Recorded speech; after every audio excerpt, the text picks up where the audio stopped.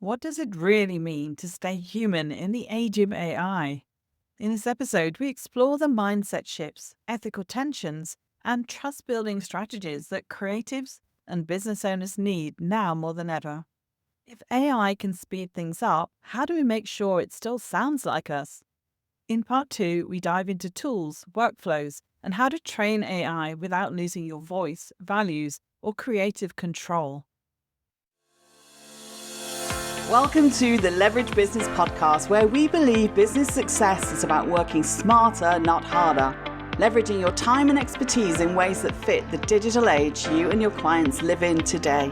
I'm your host, Jay Allison, author of Leverage Consulting in the Digital Age and founder of the iSuccess Business Academy. And every episode, I'll be sharing insights into how you can apply the power of leverage to grow your consulting, coaching, or other expert services business and create true freedom and independent success with mindset, marketing, and money model breakthroughs. Because when you get leveraged, the sky's the limit. Let's go for it.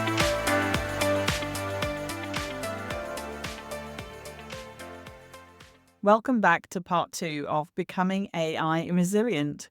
In part one, Joe Lépine and I talked about the mindset, ethics, and trust building foundations needed to navigate AI without compromising who you are or how you work. Now we're shifting into action. In this episode, Joe shares his favorite tools, how he integrates AI into program design and content workflows, and how to strike that delicate balance between human creativity and machine-powered support. We also talk about cloning, both your own voice and even borrowing from others, and how to stay in command of your ideas in the age of infinite output. Let's dive in. If we're looking at AI to streamline stuff that you're doing, whether it's designing programs, developing content, marketing, new offers, what would be the step-by-step way to approach that? What would you advise somebody? Start with this, then do that. How would someone approach something like that? Foundationally for me, I love this quote. This is from Albert Einstein. I'm paraphrasing here, but basically he said that imagination is more important than information. So I'm a big fan in journaling. So I start with, what do I want to create? You know, and just to give you an example, I'm going to be recording 2 YouTube videos this afternoon. And the way that I came up with those video scripts, so it's not quite what you're describing, but it's analogous. I'm taking some time to enjoy the quiet in the morning, listen to the birds, look at the beautiful sunshine, and I'm jotting down ideas. And later, what I did is I entered that into my computer so I can see my notes when I'm going to record the video. But I also went to AI. I have a specialized AI that I use for this. I don't use ChatGPT. I have something much more powerful, in fact. And when I go there, I basically say, hey, this is my outline. What am I forgetting? What can I do better here? Do you have any critical feedback on this? So instead of going to ChatGPT to validate my ideas and say, oh, isn't this great? Or can you create something? I'm saying, here's what I've come up with. Give me your best critical feedback. And so it actually gave me a couple ideas and said, hey, if you thought about this argument, maybe you're forgetting this. Why don't you include some of that? I thought, actually, yeah, okay, that makes some good sense. So I was able to include a couple of things I would not have included otherwise. And I was also able to use it to research some elements that I wanted to flesh out. Because when I do YouTube videos, I don't want it to just be a bunch of nice ideas. I want it to be grounded in proper research. So I can do also things like, hey, I love author XYZ. Go and find a quote of his that might connect with this topic. And so, like, I've read that author, but I don't have time to go and read all my notes from all their books. But it's really great to be able to go grab that. And then when I do a video, it's going to be research grounded, it's going to be thoughtfully sequenced, and it's not going to have the holes that it might have had otherwise. So it's very down to earth, but essentially, I'm big on extemporizing. So I will come up with the idea myself, I'll refine it with AI, and then when I hit record, it's me speaking the way I would speak to a friend, but I'm enriching my content with the AI. So this is my flow. I realize other people use it differently, and I do know people that have good outputs from doing a lot of training, and they really get the AI to create for them, but based on their past stuff. That's not my personal approach. I'm more like imagination first, and then AI for refinement. And I know that's not going to necessarily be right for everyone, but it works beautifully for me. And I find that it works for my sense of ethics and my moral imperatives, if you will. Well, that makes total sense. So is that an app that you created yourselves? Like you've brought things together?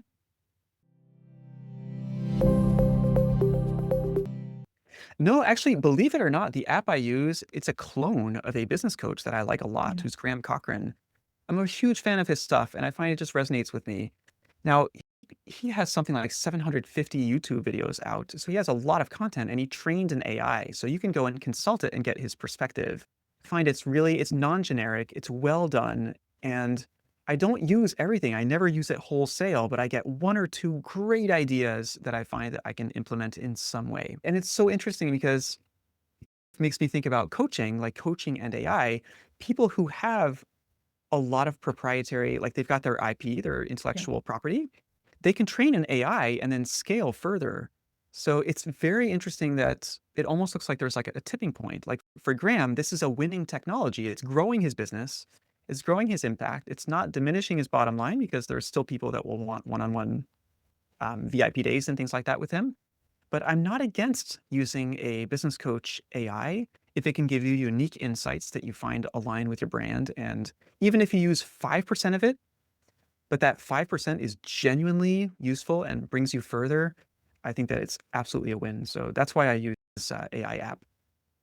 Yeah. You touched a little bit on this earlier as well, that essentially you can prime AI with all of you. We talked about style and branding and making sure that your voice is, what it's writing and how it's writing, that it's aligned always. But there's a lot also in the insights and perspectives that if you've got a book, upload the book and it'll know like how you think and all your philosophies and your values are inside that. Upload a whole lot of content that you've produced. So you can definitely create your own clone of your own self, your Mhm. expertise. But I haven't really thought about borrowing someone else's because we all kind of turn up unique.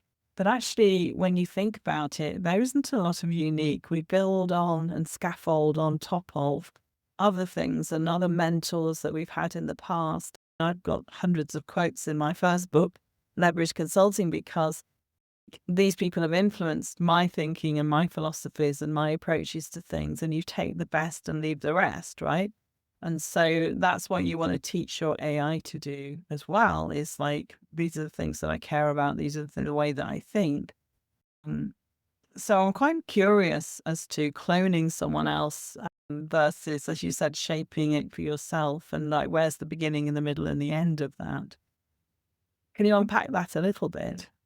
Do you mean in terms of how I use it myself? Yeah, in terms of what's borrowed and what's um, unique to you and drawn from Yeah. your way, your clone, vision line. I find that Graham has an approach that is very integral. It's very upright. He has a vibe that I really like. And so when I consult his app, I find that it tends to align with my values. And then the ideas, I would say, now that I really sit down and think about it, maybe 50% of the time, I may use an idea, let's say that 5%, like, oh, that's a good idea. I didn't think to include that in my video, for example. And then maybe 50% of the time, it sparks another idea. Yeah. But I wouldn't have had that idea if I wasn't thinking totally differently because I was speaking to this AI that's basically got, I don't want to say it's like a copy of his brain, but it's got massive amounts of information to draw on, hundreds of hours of footage of a very brilliant mind that's going to sometimes be a stepping stone to an Yeah. idea. I find that overall, and I know Danny Inney also talked about this in ACEs. He was talking about how you can, if you use AI, right, you can come up with better ideas, and sometimes that's a more interesting thing than just saving a little bit of time. It's great if you Yeah. saved a little bit of time, but Absolutely. if you're getting better ideas, wow, watch out, right? Because that's what business is. That's what leverage is. It's getting better ideas that take you a little bit further. Yeah, it definitely is. And in fact, that's no different than what we do in masterminds. I Right. spark off each other, to use that phrase. It's like Totally. ideas come from discussion and exploration. And Um, they evolve, they're organic in that sense. And as I said, you borrow from all sorts of different sources and you assimilate and synthesize and come up with a new way of teaching the same thing. So a lot of people, sometimes they say, this is new. This is like fundamental stuff. I just teach it in a different way. I remember a mentor of mine who would say something like that. And I thought, yeah, you're right. This is fundamental, like old wisdom in many respects.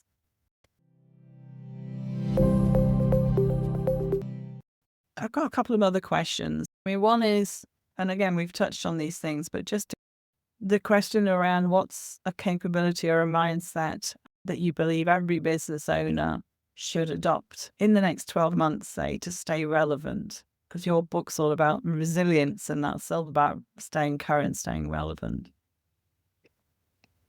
Just experimenting, jumping on and trying stuff is already huge. Like I said, a lot of people, they shut down. It's just like too much AI, but just jump on and try some stuff. I think that's a good thing to do. Try some of the new apps that are out there. You have to be willing to put some time into it and just try stuff. And then in terms of like how to stay resilient, we've talked a lot about AI, but the other piece really is the human relationships. So it's great to keep learning about AI. The other part of a resilient business is also, I believe, leaning more into the human side. So a lot of service providers have considered that their service comes first and then people come second. Mm-hmm.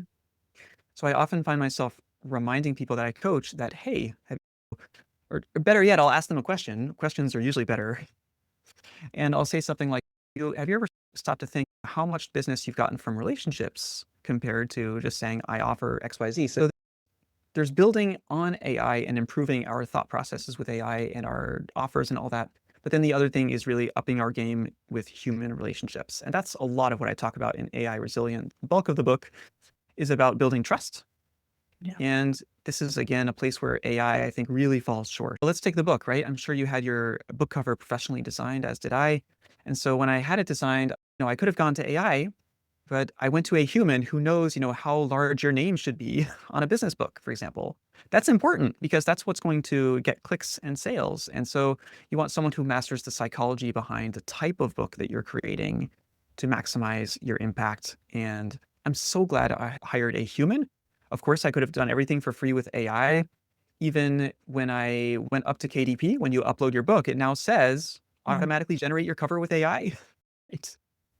But I'm glad I went with a human. I placed that trust in her, and I think it came back to me many times over because the book was done professionally. I think it has a more human feel to it.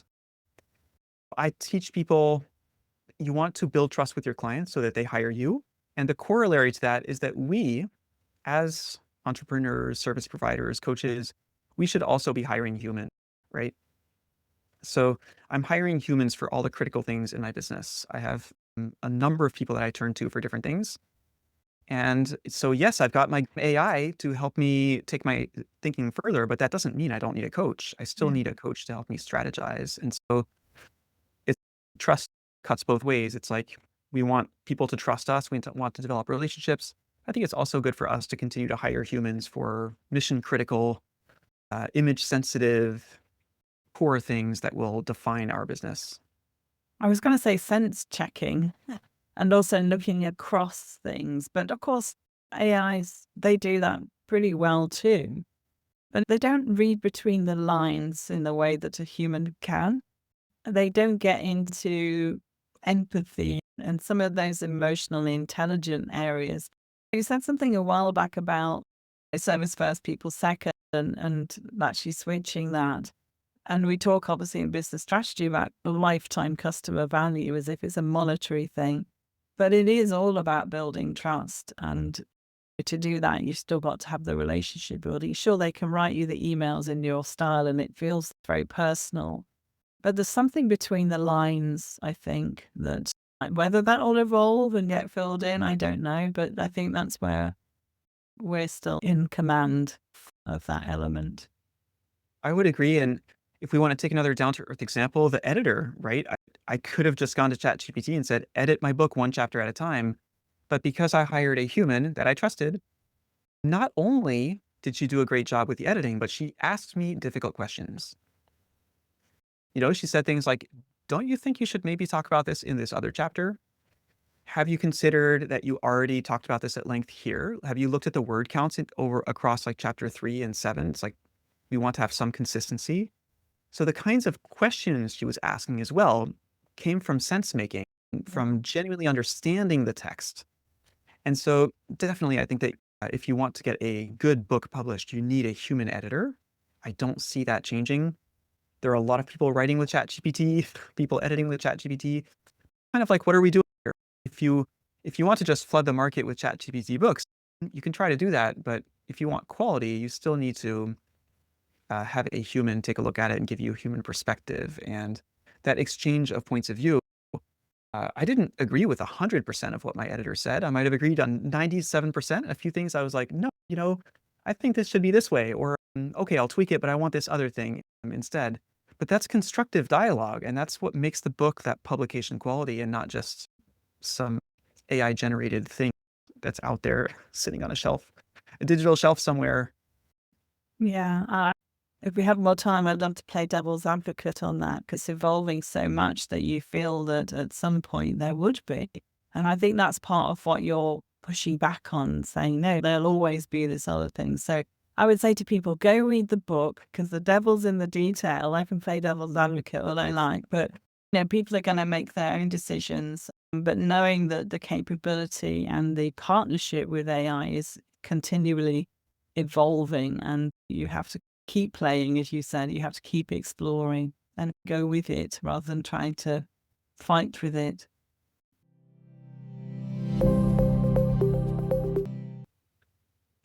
The question I ask all of my guests when they come on the Leverage Business Show, in your business, what would you say is your superpower for creating leverage in that business, or for helping others create leverage? And obviously it's going to be drawing from your book right now, but generally speaking. Oh, that's such a great question. I think for me, if I think of my business like a plane, for me, trust is the fuel. So that's always my number one. That's my leverage, is building trust with people. And there are many ways that you can build trust. You can build trust through great content. You can build trust through value, although that's a tricky word. I don't necessarily mean giving away free tips all day. Yeah. Value can have many forms, including a fresh perspective on things. There's a genuine value in that. But there are all different ways to build trust. And a very simple one, is to meet with people. So even if you're an introvert, even if you're uncomfortable with like big networking events, if you have a prospective client, why not jump on a call and get to know them a bit and see if they're a good fit or not? Those are the kinds of things that are simple, easy to do. They cannot necessarily be outsourced to AI, but they bring us back to our humanity. And I found that if you build that trust through real relationships, then the day that you make an offer, there's a much higher chance that your offer will do well and lots of people will take you up on it. Look each other in the eye, as they used to say. Right on. So your book, is there a sense that you'll need to update it soon? Like, I'm thinking already about mine. It hit #1 in 5 categories on Amazon. It was an international bestseller. In terms of what do you do with the book now? Like, how do you keep going and keep teaching this? What's next? Even though has AI like in these giant letters here, you really can't. But paradoxically, the book is, by and large about building trust. And so responding to AI as an opportunity to redefine ourselves as business owners who build trust with other humans. And it's going in the opposite direction. So I'm not too worried about those things being outdated. The part in the book where I talk about AI itself, certainly the tools will change and it will need an update. Yeah. As for where to go from here, I've already got some ideas in mind for a book series. So AI Resilient is the first, but I've got a few concepts I'm toying with at the moment. I may be creating AI Smart or AI Savvy next, where I get more into how to use AI yourself. Yeah, so I think I'm going to be developing sort of a series around this. That's really where my heart is. That's what I would love to do. I think there's a real need for people to figure out how to start using it themselves. And then, yes, it will be tricky to update that book. It will probably need frequent updates, or perhaps it will be simply time for a new book after a while. It's going to be hard to keep up. There's no magic bullet that I can foresee in terms of like the content and the apps we talk about. You've said about trust, so maybe that's the answer to this question. But if listeners take one idea from AI Resilient, what would you want it to be, and how can they start applying it right away? Right on. We want to build trust, and the way to build trust is through relationships. And so the wonderful thing is that there's no shortage of ways to build relationships. Meeting with clients is a great one. Simply taking the time to comment. If you're active on LinkedIn, for example, there's so much advice out there on how to craft a perfect LinkedIn post. And there's so little advice out there on how to comment effectively. But many influencers found they were actually more successful using comments in terms of their boost in the algorithms than with all the posting they did. So really genuinely engaging, like we forget that these social media platforms are about engagement. So of course you want to put out good content, but engaging in dialogue with other humans, whether it's through social media, whether it's through face-to-face, these things I think are the key to building trust. The other one, just sort of a quick tip that I use every day now, is that for any kind of delicate email or a longer email, or perhaps a more in-depth question, I record a quick video. So I use an app called Vento that lets me record a video where I just jump on and say, hey, I got your email. I'm just going to live answer. And I send them the link. And people are so appreciative. They often write back and say, oh my God, I can't believe you made a video just for me, right? But for me, it took a tiny fraction of the time to record a video compared to writing out a long email. And that builds a lot more trust because it's FaceTime with people. So building trust does not have to be complicated. It doesn't have to take a lot of time. It's just remembering to do it, really, and coming up with a few key ways to meet with people, whether it's synchronously or asynchronously. I think that's really key to building that trust. Yeah, and finding something that like fits and feels like you, I think is a really big. For me, jumping on an app to record a quick video is not my go-to thing. And I think a lot of people feel that way. It's like Facebook Lives never appealed to me at all. YouTube videos and things like that. I've not embraced it. So you have to go and think with something that feels like what you would do in the non-digital world. How do you build connections with people and use the mediums that fit to that? And maybe that's a way of kind of changing your mindset about video, for example, because somehow when you hit the record button, everything goes. And you're doing YouTube things as well, so people can find you on YouTube, right? I do have a brand new YouTube channel. I've not really announced it to the world yet. A few people have sent me emails and said, Joe, you're on YouTube. I said, yes, it's a top secret project. I haven't widely announced it to people who follow me on different channels, but I have started a modest YouTube channel, but I'm actually really enjoying it. And I love what you're saying too about being natural. I try to, it's a lot of what I do in my coaching is like, when we're in everyday life and we meet people, we act one way. Yeah. Especially when we meet one-on-one and we're comfortable. And then we start marketing or we start doing videos and we get weird. Right. Exactly. Yeah, exactly. So I try with YouTube, I try to bring the natural feel of having a one-on-one conversation, and the same thing with videos I do. And it's not something that I immediately loved, but with a little bit of practice, I'm finding it's a highly learnable skill. I'm really glad you shared that, because I speak from vulnerability, because I know a lot of people really have trouble in certain media. And so that's actually a really great piece of advice. And yeah, I think we'll all go and follow you on YouTube now. But LinkedIn, we can find you on that as well. Anyway, this has been fun. There was a lot of stuff that I would want to go into, like dig into your book even more, but that's an excuse to get you back. Anytime. It's been an absolute pleasure, Jay. I really appreciate the opportunity. And AI is evolving rapidly, so there's an awful lot that we'll still continue to talk about. Final pieces of wisdom that we haven't touched on. I think AI Resilient is going to be a game changer, but it's been good. I think it's the tip of the iceberg. Lots more to talk about. Thank you so much. Fantastic. Love talking to you, and let's do it again maybe sometime in the next few months. Likewise, have a beautiful day. Thank you. Thank you for listening to the Leverage Business Podcast. Want to create leverage in your business? Did this episode provide some insights and ideas to be thinking through? If so, subscribe so you get alerts when the next one's released. If you want to learn more or would like help and support with building a leveraged business that achieves true freedom for you, then head over to jallison.com/podcast to find all the resources and links that go with this show on my website and to join our iSuccess community. And if you're enjoying our content, it would be great if you could pop into Apple Podcasts or the app you listen from and leave me a rating and review. Everyone makes a difference to improving our rankings. So thank you if you've done that already. I appreciate you.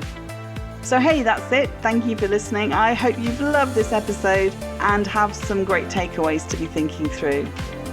I wish you a pleasant, productive and profitable week, and I'll see you again next time for another episode of the Leverage Business Podcast.